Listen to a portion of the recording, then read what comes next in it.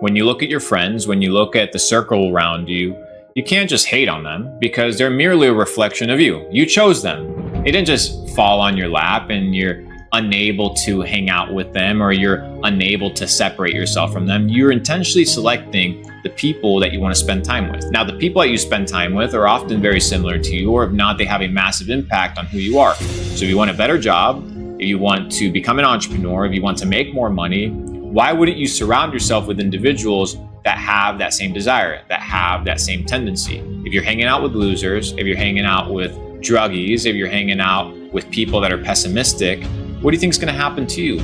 Inevitably, that's going to rub off. If you're hanging out with successful people, people that have a desire to make money, to get fit, to level up, eventually that will also rub off because the influence of many impacts everybody, not just you, but it also impacts me. So I'm intentional, keyword intentional, about who I surround myself with. So if you want to level up, you need to not only level up your circle, but you need to level up yourself. Why? Because losers hang out with losers and winners hang out with winners. So if you're going to hang out with a circle of winners, you need to level up and provide value or be perceived as a person of value. Now, that doesn't necessarily mean you need to be an equal, but it necessarily means that you have to be in a situation where people appreciate your presence.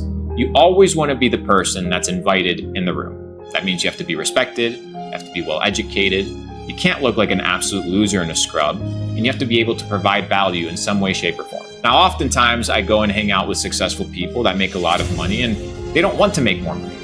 They want to learn how to become healthier. So maybe you provide value in that aspect.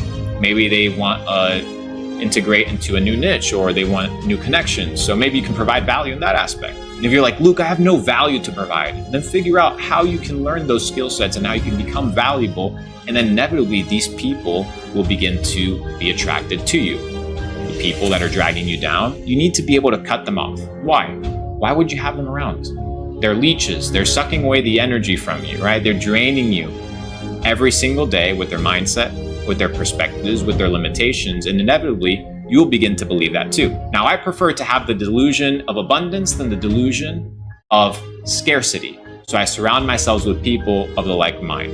And once I surround myself with them, I want to make sure that they want to keep me around.